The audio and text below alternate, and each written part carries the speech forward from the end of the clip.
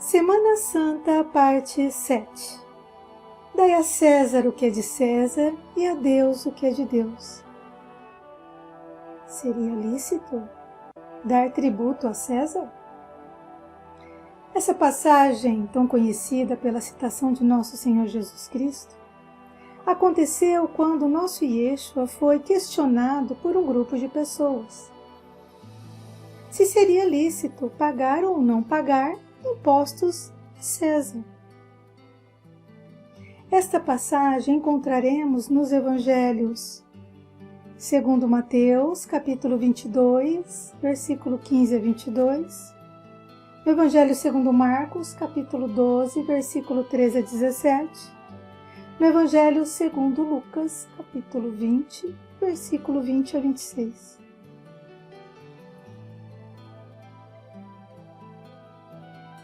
Então nós vamos ler um trecho do Evangelho segundo Mateus, capítulo 22, 15 a 22. Então os fariseus saíram e começaram a planejar um meio de enredá-lo, em suas próprias palavras, enredar Jesus. Enviaram-lhe seus discípulos juntamente com os herodianos. Um momentinho que nós vamos entender quem são herodianos. Que lhes disseram: Mestre, sabemos que és íntegro e que ensinas o caminho de Deus conforme a verdade. Tu não te deixas influenciar por ninguém, porque não te pendes à aparência dos homens. Dize-nos, pois, qual é a tua opinião? É certo pagar imposto a César ou não? Mas o nosso Senhor Jesus Cristo, percebendo a má intenção deles, perguntou: Hipócritas, por que vocês estão me pondo à prova? Mostrem-me a moeda usada para pagar o imposto. E ele, Jesus, lhes perguntou: De quem é esta imagem e esta inscrição? Responderam: De César. E Jesus lhes disse: Então deem a César o que é de César e a Deus o que é de Deus. Ao ouvirem isso, eles ficaram admirados e, deixando-o, retiraram-se. Lembrando que o evangelista Mateus, nos versículos acima, já vinha narrando a parábola da festa de núpcias ou bodas, que finaliza com o versículo 14. Pois muitos são chamados, mas poucos são escolhidos. Mateus, capítulo 22, versículo 14. Então, esse Evangelho 22 de Mateus relata todas as situações de possíveis armadilhas que Jesus já vinha passando, com perguntas muito capciosas. Então, para alguns dos ouvintes, a explanação do Senhor Jesus, aquelas palavras, seriam um tanto indigestas. E na sequência, como nós vimos ali, no versículo 15, eles já começam com eles tramando, proporcionar uma situação maliciosa com a intenção de colocar nosso Senhor Jesus Cristo em descrédito com o povo e para que ele também caísse na presa das armadilhas das palavras, que ele se perdesse das suas próprias colocações. Que já que ele afirmou tal coisa, vamos agora ver como ele se sai diante dessa pergunta. E é quando eles perguntam, no versículo 17, Diga-nos, pois, qual é sua opinião? É certo pagar imposto a César ou não? Quanta malícia, Então, mas a gente percebe, que aquela realidade era uma armadilha contra o nosso Senhor Jesus Cristo. Os fariseus queriam destruir Jesus, mas eles não o atacavam pessoalmente, porque temiam a reação do povo. Então eles procuravam de todo custo apanhar Jesus com as suas próprias palavras. Já que ele havia dito isso, agora nós vamos perguntar tal coisa. Entendeu? O episódio da pergunta sobre a questão do tributo cobrado por César era uma dessas ocasiões em que os fariseus enviaram a Jesus alguns de seus discípulos. Esses homens ainda estavam acompanhados por outros discípulos dos herodianos. Calma que a gente já vai falar disso. Que eram os partidários da casa de Herodes. Esses dois grupos eram completamente opostos. Os fariseus advogavam ser os mais zelosos com a lei de Deus. Já os herodianos não tinham interesse pela palavra do nosso eterno Deus. Eles só se preocupavam mesmo eram com seus interesses políticos. De algum modo financeiros. Né? Herodianos. Em comum, os dois grupos tinham um forte desejo de acabar com nosso Senhor Jesus Cristo. Isso é que eles tinham em comum. Destruir nosso Senhor Jesus Cristo. Os ensinos e a pessoa de Jesus Cristo ameaçavam tanto o sistema cultivado pelos fariseus, quanto o modo de vida dos herodianos. E a identificação do Senhor Jesus como um verdadeiro ou um herdeiro da casa real de Davi, isso era um grande problema para todos eles. Para os fariseus, para os herodianos, bem como a reivindicação de que Jesus, de fato, era o Messias, anunciado nas Escrituras Sagradas pelos profetas. Tinha isso também, né? E isso, então, quer dizer, toda essa questão em volta de Jesus era uma grande ameaça para eles. Fazia com que eles ficassem muito temerosos. Contudo, a união dos fariseus e herodianos naquele contexto tinha ainda um objetivo extremadamente estratégico. Né?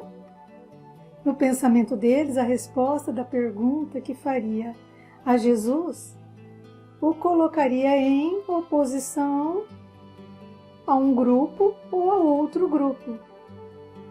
E aí, assim, poderiam minar a sua popularidade junto ao povo.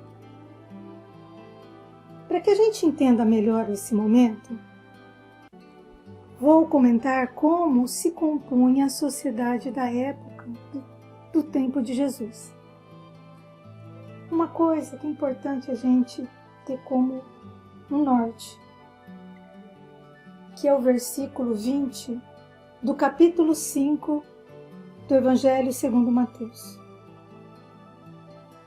Porque vos digo que se a vossa justiça não exceder em muito dos escribas e fariseus, jamais entrareis no reino dos céus. Vamos repetir? Porque vos digo que se a vossa justiça não exceder, que se o seu modo de agir justamente não for superior a dos escribas e fariseus, jamais entrareis no reino dos céus. Esse é o nosso norte, tá bom? Para que a gente entenda agora, né, a resposta que Jesus deu a esse grupo de homens, tá bom? É lógico que em toda época existe um cenário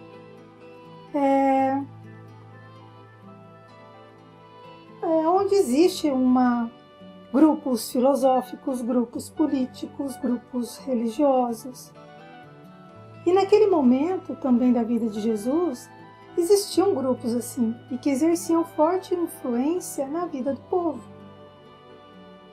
Quando examinamos as próprias escrituras, especificamente, né, os evangelhos canônicos, né, Mateus, Marcos, Lucas, João, deparamos-nos com vários grupos religiosos. E às vezes a gente até se perde no meio deles, né? É fariseu, saduceu, espera lá, o que é escriba? Né? São vários. E aqui eu vou citar alguns, no Evangelho tem outros, tá? Então, para não estender muito, eu vou falar de alguns aqui que eu acho que são importantes para a gente entender o contexto, mas tem até para completar esse nosso episódio, tem o Evangelho para consulta, né? Então, alguns são bem conhecidos, como eu falei, né? Escribas, fariseus, sacerdotes, saduceus. Além desses, houve outros que, apesar de não terem o mesmo destaque, participaram de alguma forma da vida e mistério da vida do nosso Yeshua, como herodianos, samaritanos, publicanos, zelotes. Então eu vou pontuar coisas mínimas de cada um, hein, gente? Apenas um apontamento, certo? Uma citação também que é importante a gente comentar, nós temos lá o nosso norte, que toda pessoa para entrar no reino do céu tem que ser superiores a esses grupos, as atitudes desses grupos, né, que é o que Jesus citava para a época. E nós devemos ter os nossos grupos aqui, né, que a gente consegue identificar bem, porque parece que muda o nome, mas os grupos mantêm as mesmas características. Se a gente conseguir expandir um pouco a mente, a gente vai conseguir localizar através de escribas, publicanos, saduceus, nós vamos conseguir identificá-los no nosso cenário de hoje também, infelizmente, né?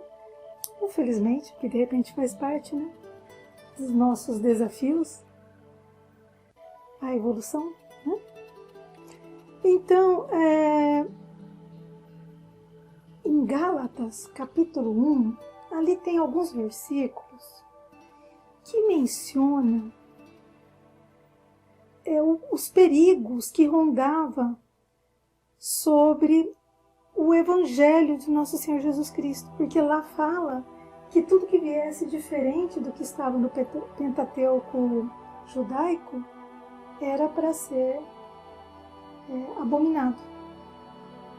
E Jesus, do ponto de vista de muitos, ele trouxe uma nova verdade para alguns.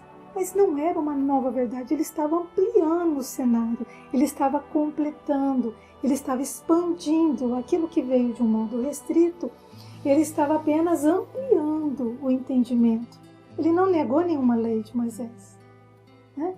Que na verdade não foi só o Decálogo, nós sabemos que são 613 mais ou menos, se a gente for procurar por todas elas no Antigo Testamento, né? Mais ou menos 611, para alguns 613. Então, Jesus não veio negar, ele veio simplesmente dar um novo olhar, algo mais expansivo, algo mais humanizado, né? Então, em Gálatas mostra que pelas Escrituras, tudo que fosse novo poderia ser considerado uma abominação. Então eles poderiam até distorcer as palavras de Jesus, que é isso que eles estavam buscando, para colocar ele como um ser em abominação, em blasfêmias, e assim, né? E assim sucessivamente.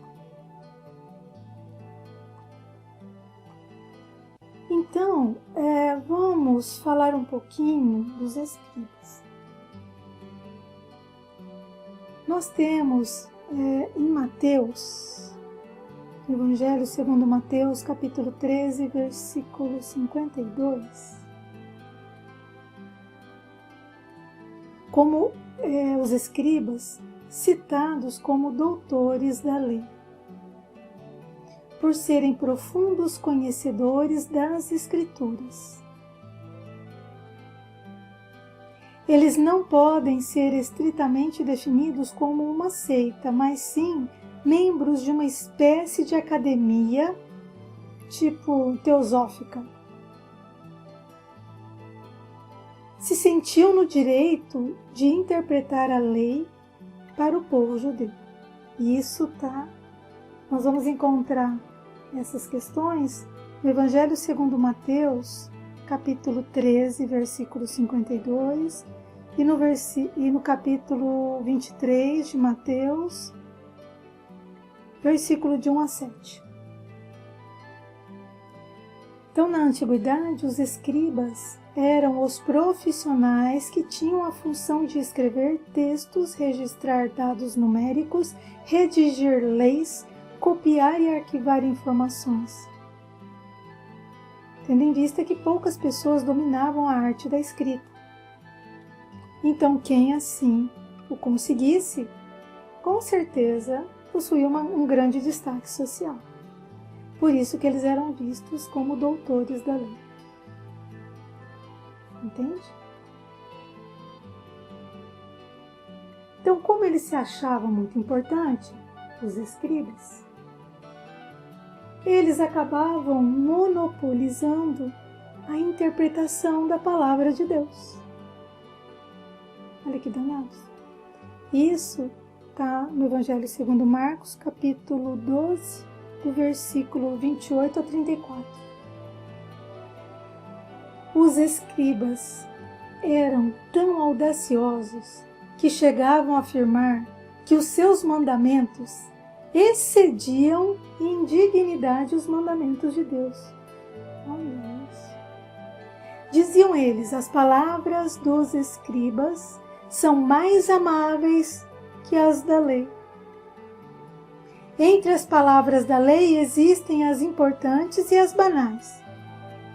A dos escribas, todas são importantes. Entenderam? Quem são os escribas? Eles determinavam as regras para qualquer tipo de encontro religioso. Isso está em Mateus, capítulo 23, versículo 13. Como eles ocupavam uma posição de destaque, então eles decidiam quem deveria participar das reuniões e quem não poderia participar. E o que seria lido. Mas essa. Os escribas também negligenciavam o mandamento de Deus e guardavam suas próprias tradições. Esse fato está no Evangelho segundo Mateus, capítulo 23, versículo de 2 a 3. Não tinham escrúpulos em equiparar seus ensinamentos e preceitos humanos aos mandamentos do próprio eterno Deus. Isso também está, além de Mateus, no Evangelho segundo Marcos, capítulo 7, versículo 7. Percebe? Nós estamos ainda no primeiro, hein? Escribas. Quão complicado era para Jesus apresentar esse novo olhar diante de pessoas, né, tão presunçosas. Esse é um dos grupos. Então, os escribas difamavam nosso Senhor Jesus Cristo publicamente e faziam de tudo para jogar o povo contra ele. Diziam que ele expulsava demônio porque ele, nosso Yeshua, era o maior deles. Entendeu? Tipo assim, ele consegue, né, expulsar demônios porque ele fala a mesma língua dos demônios, porque ele é o chefe desses demônios. Olha que sacrilégio. Isso está no Evangelho segundo Marcos, capítulo 3, versículo de 20 a 22. Esse é o pequeno cenário dos escribas. Olha isso. Agora nós vamos para os fariseus. Fariseu deveria ser um vocábulo hebraico com significado de separado, separação. Denomina um grupo de judeus extremamente apegados à Torá, o livro sagrado dos judeus. o Pentateuco deles. Nós vamos encontrar essa afirmação em João, Evangelho segundo João, capítulo 3, versículo 1, no Evangelho segundo Mateus, capítulo 22, versículo 34 a 40. Formavam entre o povo judeu uma espécie de comunidade à parte. Eram a elite do povo. Elite do povo. Não se misturavam. Escribas e fariseus eram simpatizantes entre si.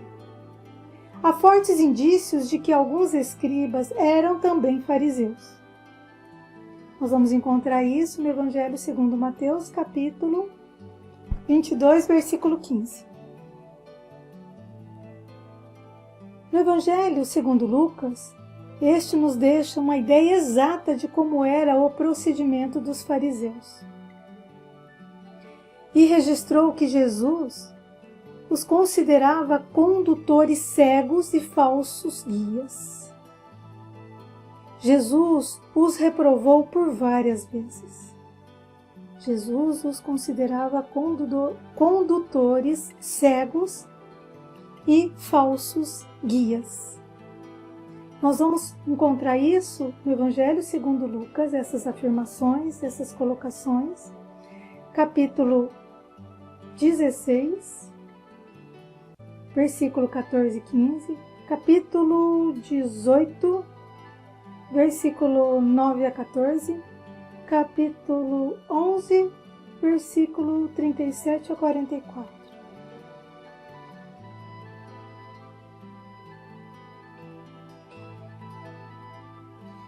Então, os fariseus insultavam Jesus repetidas vezes, pois não toleravam vê-lo realizando milagres no sábado, principalmente no sábado, que era considerado um dia sagrado. Né?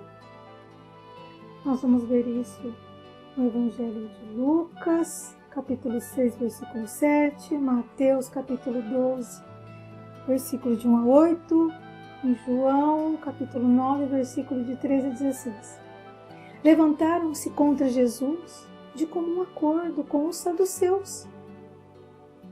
Nós vamos ver essa afirmação no Evangelho segundo Mateus, capítulo 16, versículo de 1 a 6. Por outro lado, eram bastante otimistas com relação a uma intervenção divina na redenção final da nação judaica. Mas afastavam pessoas que a princípio haviam acreditado em Jesus. Buscavam de todo jeito afastar as pessoas, né, de uma simpatia com Jesus, de uma admiração, que dirá de um fervor. Né? Com evidente ódio e calúnia, instigando o povo contra Jesus. Agiam com hipocrisia e ostentação.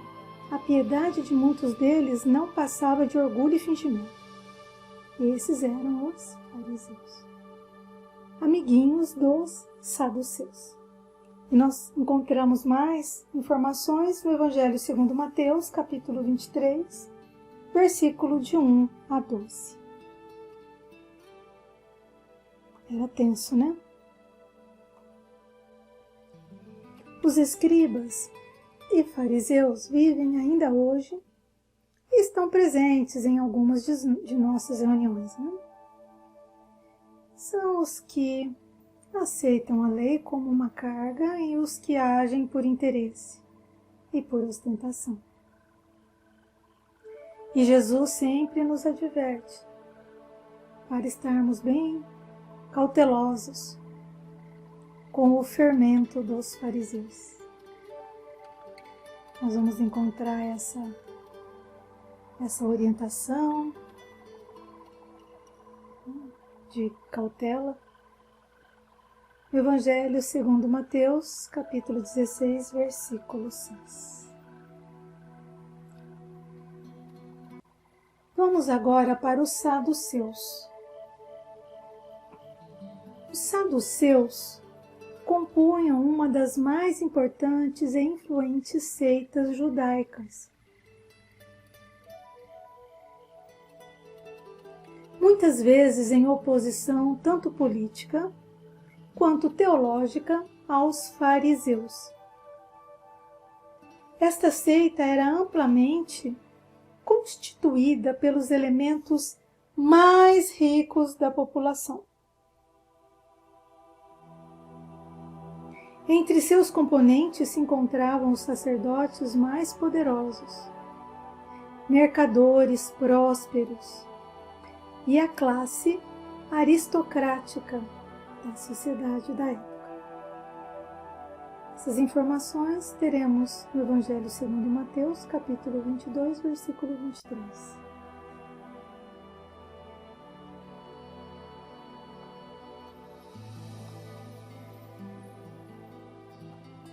Os saduceus rejeitavam as interpretações dos escribas e também dos fariseus sobre a lei mosaica e apegavam-se à sua interpretação literal. Mateus, capítulo 20, versículo 23 a 33. E até mesmo João Batista, que também foi um profeta, o que batizou Jesus, que Jesus deu a honra a ele, de batizar, percebendo os perigos que os saduceus representavam para a religião judaica, os tratava com uma certa rispidez, distância, porque via o quão eles eram também muito habilidosos e maliciosos. Nós vamos encontrar isso no Evangelho segundo Mateus, capítulo 3, versículos de 7 a 10. Os saduceus, no início, chegaram a temer Jesus, mas depois passaram a odiar profundamente. E com isso, eles realizaram alianças com os inimigos antigos, para também somar em tramas para eliminar Jesus. Então os saduceus também vão se unir aos escribas e fariseus, que eram inimigos antigos, para eliminar Jesus. Os saduceus não reconheciam a autoridade da tradição oral, tudo que vinha, de pai para filho. Negavam a existência do mundo espiritual. Eles não acreditavam na ressurreição dos mortos e nem na vida futura.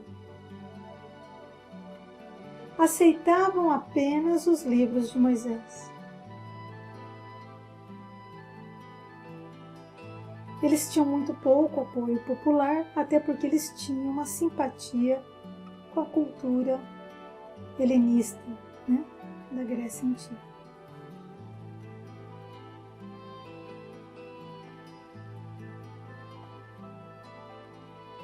Os saduceus foram depois os que mais perseguiram com imensa violência todos que se diziam seguidores ou admiradores do nosso Senhor Jesus Cristo.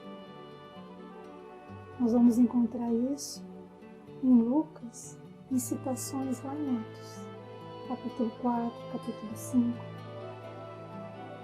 Então a gente percebe que esse povo não para, Não bastou a trama com Jesus. Herodianos. Quem eram os herodianos? Os herodianos formavam mais um partido político do que um grupo religioso. Eram assim chamados por serem partidários assalariados da dinastia de Herodes. Herodes o Grande tentou romanizar a Palestina em sua época. Herodes o Grande foi o rei da Judeia na época em que Jesus nasceu. Ele ficou conhecido por ser o brutal que mandou matar todos os meninos, todos os pequeninos, até 2 anos, em Belém. Herodes teve vários descendentes, alguns dos quais são mencionados no Antigo Testamento. Como não tinha se tornado rei por direito de nascimento, o poder de Herodes dependia inteiramente da força de suas alianças com Roma. Para ganhar o favor dos judeus, Herodes se divorciou de sua primeira esposa e se casou com uma mulher da aristocracia judaica. Mas depois, suspeitando de planos para o derrubar, ele executou sua segunda esposa, alguns de seus filhos e outros membros da família dela. Herodes teve várias esposas ao longo da vida, matou algumas e também matou vários de seus filhos. Sua obsessão pelo poder era mais forte que os laços de família. Desculpa eu ter sorrido, mas eu estou imaginando o cenário, eu estou rindo de nervoso. Porque, olha com quem Jesus tinha que lidar. Além de tudo isso, Herodes, ele não aceitava qualquer um dos Herodes, não aceitavam a hipótese de que Jesus pudesse ser popular, que dirá, né, o Messias. Então, só para a gente ter noção das características que envolviam, né, os líderes daquela época ou as pessoas envolvidas na situação cultural, social, política, econômica, né? Então, só para a gente ter uma pequena noçãozinha de que eram pessoas cruéis, eram pessoas sanguinárias, eram pessoas sem nenhuma piedade. E também, pelo jeito, não buscavam muito adquirir sabedoria ou viver com sabedoria, né?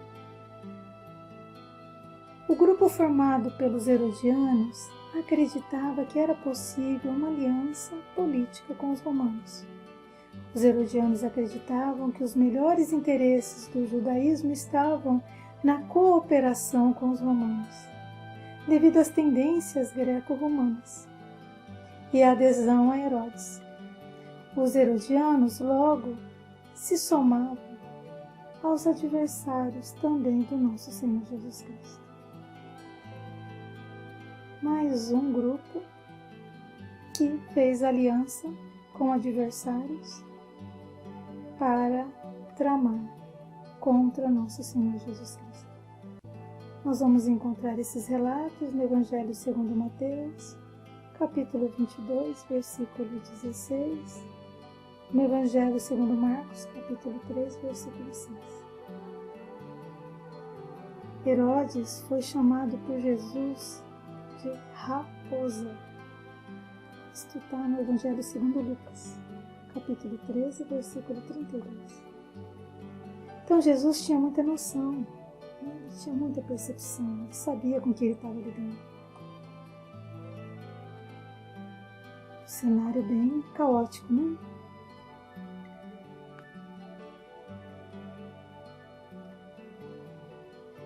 Então os herodianos, eles mantinham contato direto com os saduceus, mas no intuito de realizar manobras políticas para eliminar nosso Senhor Jesus Cristo.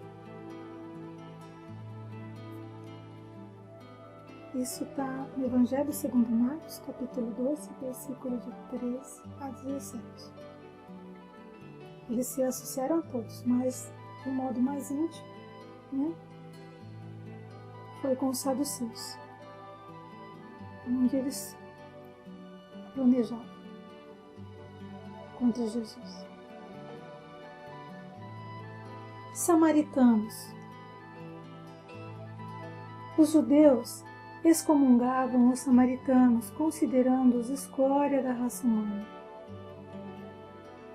As fortes objeções dos judeus eram a insistência dos samaritanos em considerar o Monte Gerizim o principal local de culto e a rejeição destes a Jerusalém como cidade sagrada. Isso está no Evangelho segundo João, capítulo 4, versículo 20. Eu não vou entrar agora nesse pormenor do Monte de Gerizim, mas eu só estou mencionando isso para entender por que os judeus excomungavam os samaritanos. Isso tem a ver desde o tempo de Moisés, tem a ver com as 12 tribos, então se eu for por aqui agora não vai se alongar muito, tá? Mas é só para a gente entender que os judeus não olhavam os samaritanos com bons olhos, porque os samaritanos não cultuavam Jerusalém como uma cidade sagrada, como a maior parte dos judeus. Eles cultuavam o Monte de Gerizim, tá? Mas isso tem a ver lá com o passado, no tempo de Moisés, tá? Havia, entretanto, pontos em comum na doutrina seguida por ambos, judeus e samaritanos, que era o Pentateuco judaico, como a principal linha de doutrinas e práticas. A exigência absoluta, né, tipo circuncisão, a questão do sábado sagrado, que eles também esperavam por um Messias, o julgamento futuro dos homens entre homens bons e ruins. Então tinha muita coisa, né, em comum, mas o que os divergiam era isso. Os samaritanos não reconheciam Jerusalém como uma cidade sagrada. Eles colocavam o Monte Gerizim acima de Jerusalém. Então nós não vamos entrar nisso agora, porque senão é uma história muito bacana. Quem sabe um dia a gente fala sobre as 12 tribos. Só para a gente ter uma noçãozinha e fechar a questão dos samaritanos, eles exaltavam Moisés do mesmo modo que hoje os cristãos louvam ao nosso Senhor Jesus Cristo. Tá? Então, o foco deles ainda era, né, os procedimentos ou todo o embasamento lá do passado. Tá? Nós vamos agora para os zelotes. Zelote é uma palavra grega que significa zeloso. Os zelotes tinham um intenso zelo por Deus. Vamos encontrar isso em Atos, capítulo 21, versículo 20. Este era um grupo religioso, marcado com um caráter militarista e revolucionário, que se organizou opondo-se à ocupação romana de Israel. Também eram designados sicários, pessoas sanguinárias, né? Talvez até predispostas a crimes contratados, devido ao punhal que se levava escondido e que atacavam os inimigos. Não hesitavam em usar a força, a violência e as intrigas para alcançar seus objetivos. E o maior objetivo era qual? Libertar a nação de Israel desse jugo estrangeiro. Então, eles eram um grupo bem radical. Consta no Evangelho segundo Lucas, capítulo 6, versículo 15, que o apóstolo Simão, o Zelote, que é justamente por isso que ele era conhecido como Simão, o Zelote, que ele havia frequentado este grupo. Jesus teria convidado ele para se tornar seu discípulo. E nós encontramos isso também em Atos, capítulo 1, versículo 13. Interessante, né? Jesus conseguia enxergar as pessoas que, mesmo estando em grupos que talvez eles pudessem até se sentir pertencentes, mas ali eles teriam um potencial maior para desempenhar. Jesus sabia como pensar essas almas. agora nós vamos aos publicanos. Costumava-se dizer que só os publicanos são ladrões. Só os publicanos são ladrões. Podemos afirmar, sem medo de errar, que na época de Jesus a profissão de publicano era a pior. Eles eram comparados aos pecadores da pior espécie. Quando um judeu exercia esse triste ofício, e sobretudo quando cobrava de seus irmãos o imposto destinado a Roma, era tratado com enorme desprezo. Há várias passagens nos evangelhos nas quais os publicanos são equiparados a pecadores de alta monta. Nós vamos ver agora citações interessantes, tipo no Evangelho segundo Mateus, capítulo 9, 13. Jesus comia com os publicanos e pecadores. Jesus era acusado de glutão e bebedor de vinho, além de amigo de publicanos e pecadores. Isso está em Mateus, capítulo 11, versículo 19. Jesus deixava os escribas e fariseus irritados ao vê-lo na companhia dos pecadores e publicanos. Evangelho segundo Marcos, capítulo 2, versículo 16. Os escribas e fariseus, inconformados, murmuravam contra os discípulos de Jesus, perguntando por que eles comiam e bebiam na companhia dos publicanos e pecadores. Este relato está no Evangelho segundo Lucas, capítulo 5, versículo 30, e no capítulo 15, versículo de 1 a 10. Entre os 12 discípulos de Yeshua Cristo Jesus, havia um ex-publicano. Isso está em Evangelho segundo Mateus, capítulo 9, versículo 9. Quem que era o ex-publicano? Mateus.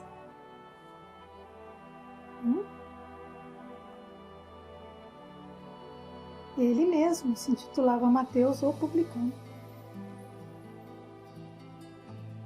Então Jesus tinha chamado um zelote e um publicano. Interessante, hein? Estratégia? Não, com certeza não. Se a gente observar Mateus, a conduta de Mateus, o que Mateus trouxe, né? O discípulo Mateus trouxe para o grupo dos apóstolos, foi realmente bem significativo. A resposta para tais questionamentos pode estar na parábola do fariseu e do publicano, que está no Evangelho segundo Lucas, capítulo 18, versículo 9 a 14. E ainda nas próprias palavras de Jesus. Os sãos não precisam de médico, e sim os doentes. Não vim chamar justos, e sim pecadores ao arrependimento. Evangelho segundo Lucas, capítulo 5, versículo de 31 a 32.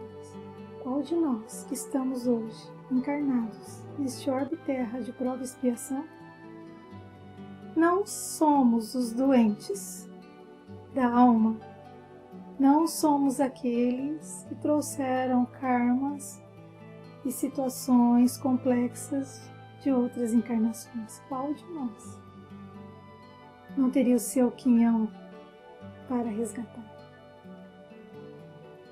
e trilhar um caminho de arrependimento? Sou um generoso Yeshua para agir assim.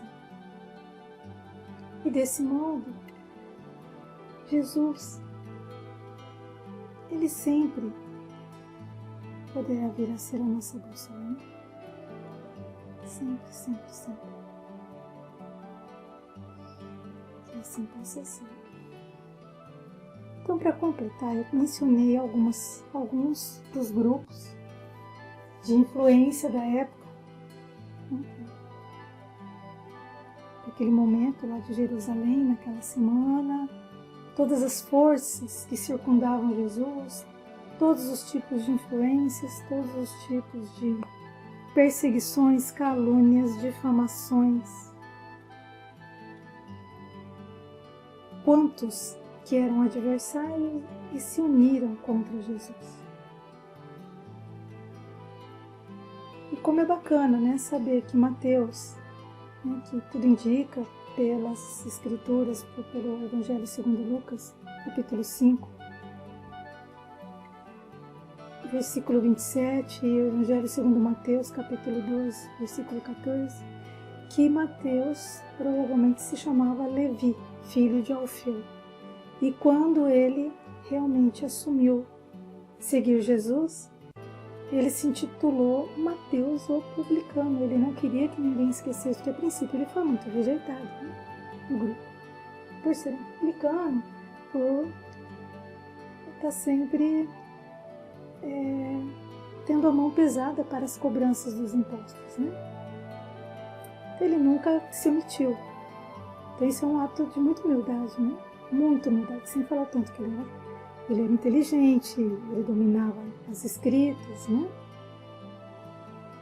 Então ele mesmo, no seu próprio Evangelho, no capítulo 10, versículo 3, ele se cognomina Mateus o Publicano. Ele seguia ordens de Herodes Antipa. E ele ficava na região de Cafarnaum, uma cidade marítima, no mar da Galileia, na Palestina, onde provavelmente cobraria tributos às caravanas que deveriam ir até o litoral. Então ele não realizava serviços para a sua pátria Israel, mas coletava impostos em nome de Herodes Antipas, o tetrarca da Galileia. A tetrarca era governadores de cada uma das 4 pequenas subdivisões do domínio romano. Herodes Antipas era um homem que mais tarde seria o que autorizava, né, decapitação de João Batista. Que cenário, né, que era, meu Deus. Para todo lado que a gente olha, são nuvens escuras, né? Então, por causa desse cenário, a gente imagina como que os publicanos eram odiados pelo povo judeu. Porque considerava eles traidores, né? Sabia o tanto que o povo estava sofrido, sem condições, e ainda tinha que pagar altos impostos. Então considerava eles traidores, corruptos, pessoas imundas a nível, né, de um xingamento, né, tipo impura, né? Por estarem a serviço dos opressores, principalmente em nome de Roma.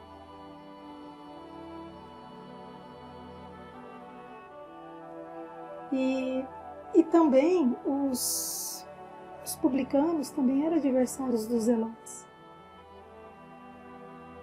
E, de um modo incrível, nosso Senhor Jesus Cristo escolhe um zelote e um publicano para compor o seu grupo de apóstolos e discípulos. Incrível, né?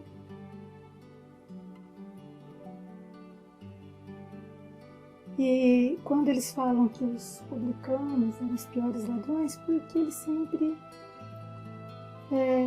cobravam a mais para ficar com uma parte, aquela porcentagenzinha, né, a mais. Eles cobravam a mais para tirar uma parte para eles. Tanto é que tem um momento que eles perguntam para João Batista, né, como que eles deveriam viver. E aí João Batista responde: não cobreis mais do que o estipulado. João Batista responde desse jeito para eles: não cobreis mais do que o estipulado. Isso está no Evangelho segundo Lucas, capítulo 3, versículo 13. Agora, retomando lá, o dai a César o que é de César e a Deus o que é de Deus, para a gente fechar e finalizar. Então vocês viram que cenário complexo. Foram apontamentos. Então, mas já deu para a gente, mais ou menos, entender as cores do cenário daquela época. Né?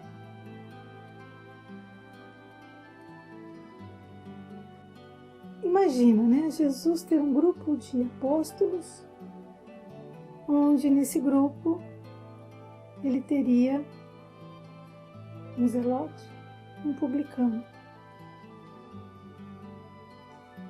E chega discípulos de fariseus e herodianos e inicia uma conversa com nosso Senhor Jesus Cristo. E olha, lembra, né, como eles foram maliciosos, começaram elogiando, né? Como que a gente diria, né, no dito popular, jogando confete em Jesus. Porque eles, como é que eles falam para Jesus? Né? Eles dizem que reconheciam Jesus como mestre em Israel, que ensinava a vontade de Deus, que ele ensinava conforme era a vontade de Deus. E que o próprio Jesus não aceitava pressão de ninguém.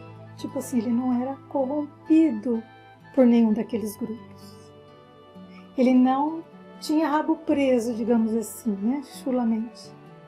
Ele tinha a convicção dele, conhecia as Escrituras Sagradas, conhecia a lei de Deus e colocava isso em prática e agia de acordo com aquilo que ele sabia e conhecia.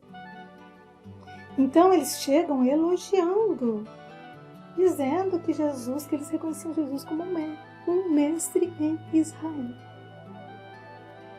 E que estava ensinando, né, e se posicionando de acordo com a vontade de Deus.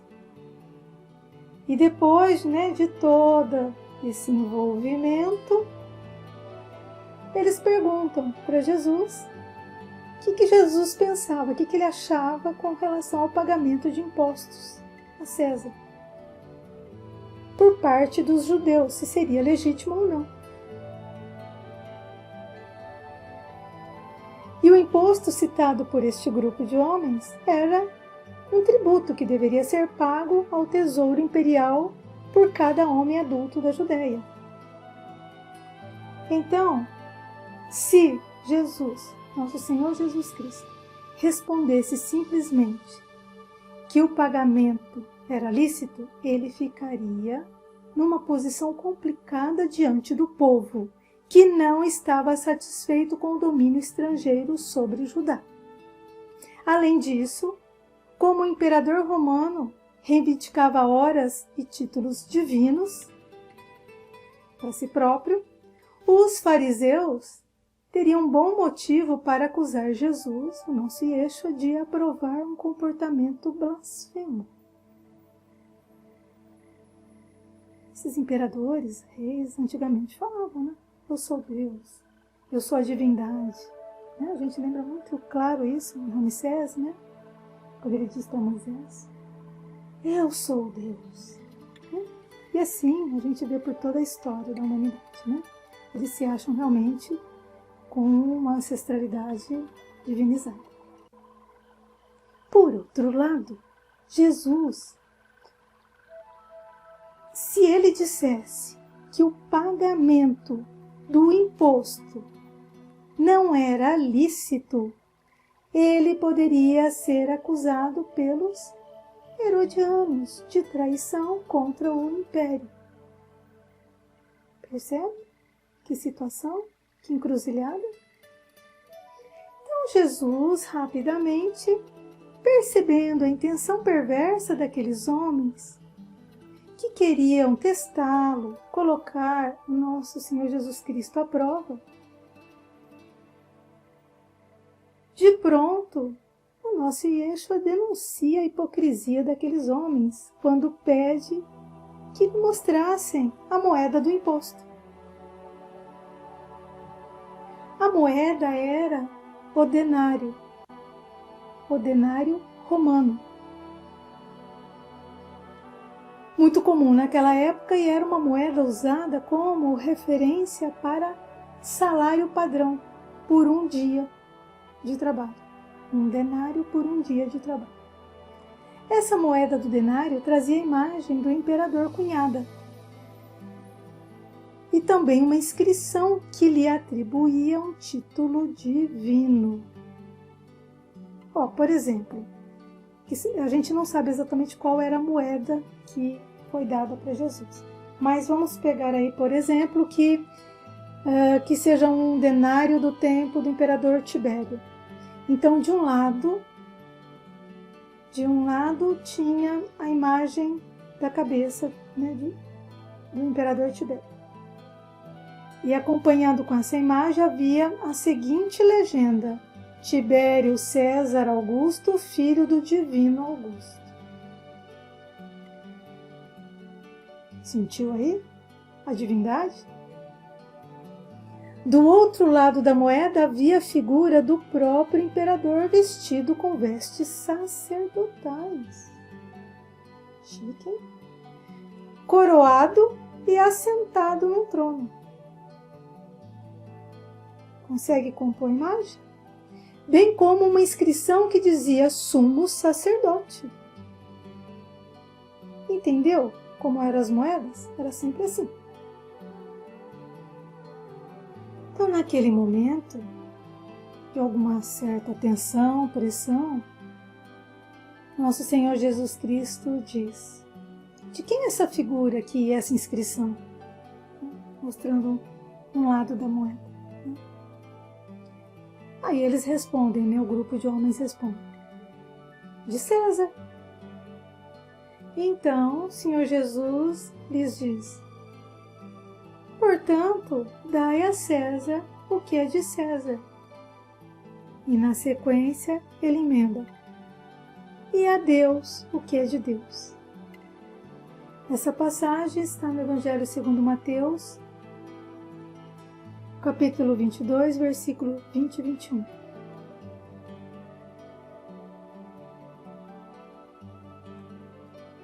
Então, aqueles homens ouvindo isso,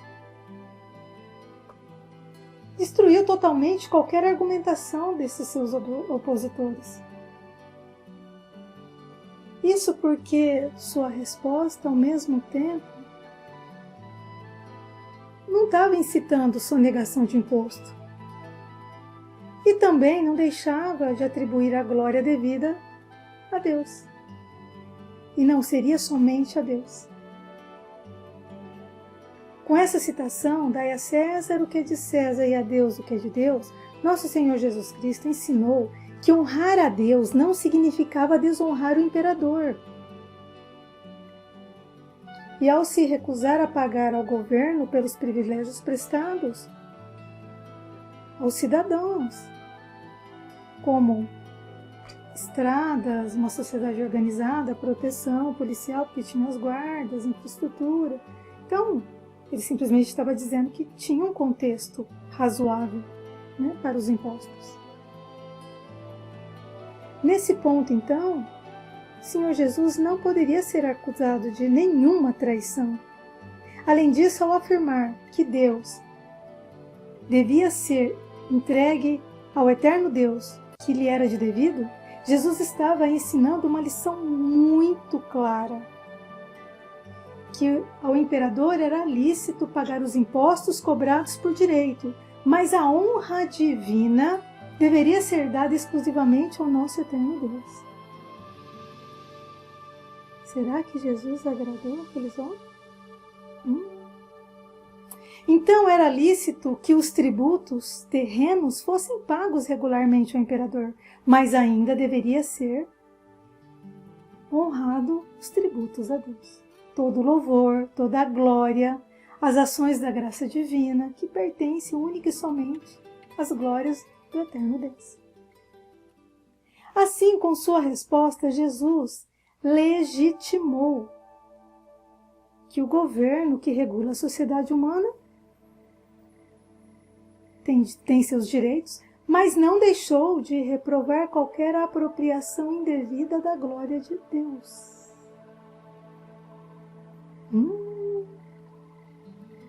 Em última análise, a declaração dai a César o que é de César e a Deus o que é de Deus, se harmoniza perfeitamente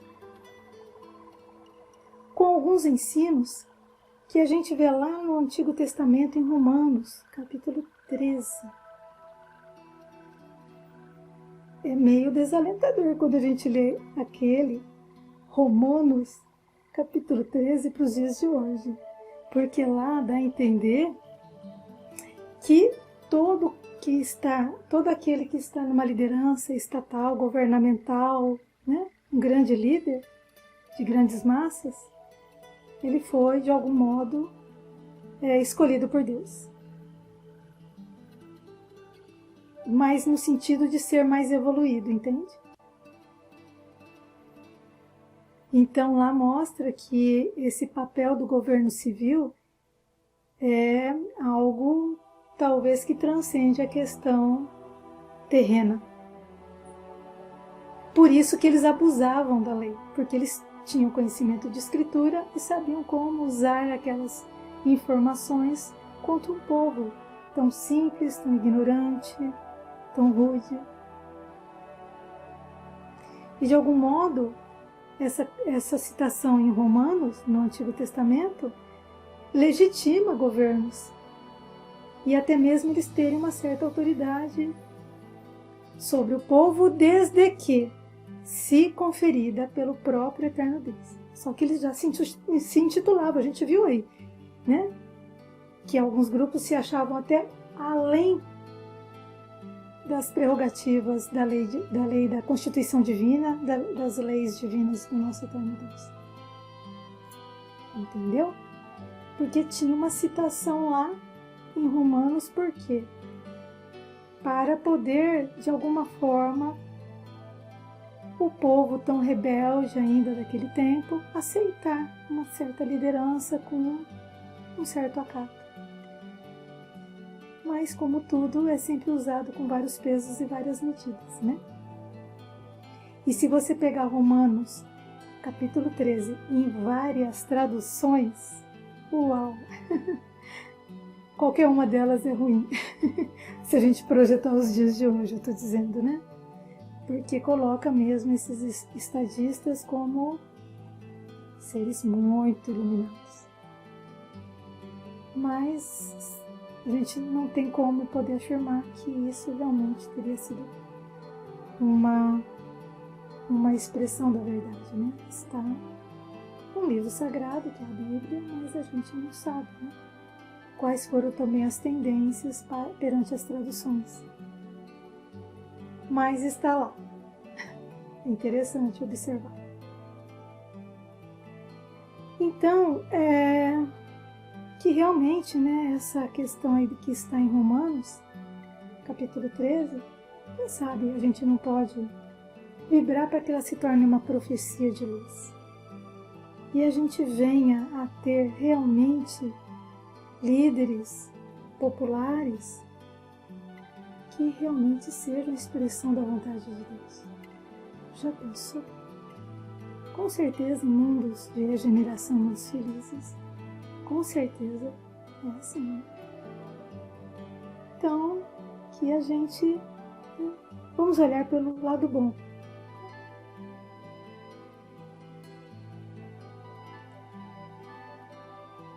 E no livro de Daniel, também no Antigo Testamento, capítulo 4, de 34 a 35, ele diz que Deus sempre será soberano sobre todos. Deus permanece soberano sobre todos. Está em Daniel, capítulo 4, versículo 34 e 35.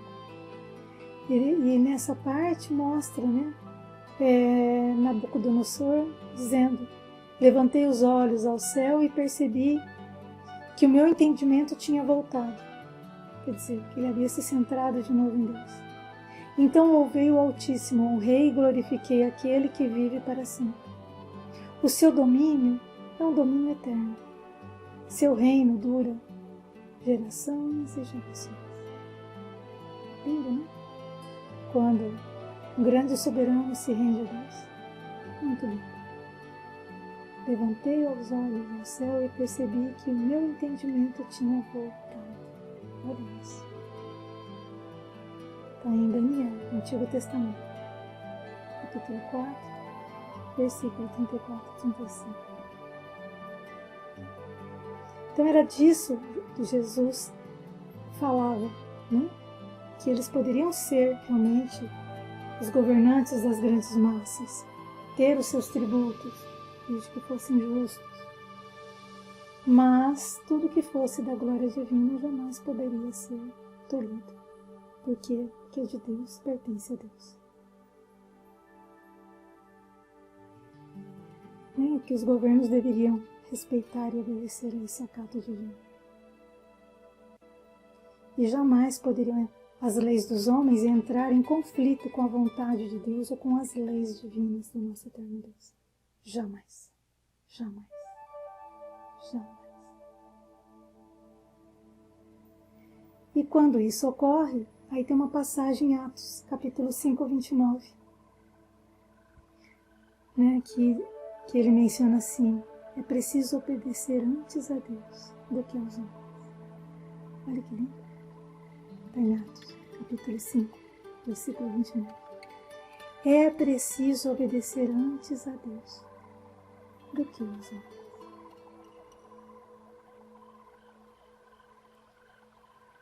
Mais importa obedecer ao eterno Deus do que aos homens. Aí a gente entende, né, a grandeza dessa expressão: dai a César o que é de César, mas jamais dai a César o que é de Deus.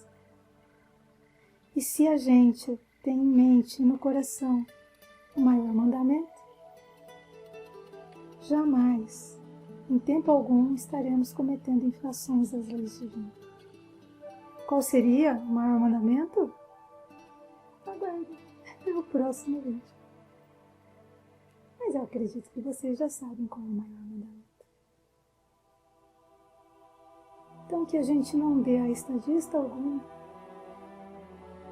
além daquilo que as leis determinam. E se for para ter um respeito, uma gratidão, uma admiração, que seja justamente por esses estadistas, líderes das grandes massas, estarem agindo coerentemente as leis do nosso eterno Deus, as leis divinas e sagradas. Que assim seja. Eterna gratidão. Desculpa a simplicidade, mas era apenas para nos posicionar das nuances tão adversas que o nosso Yeshua Cristo Jesus vivenciava naquele momento. Gratidão.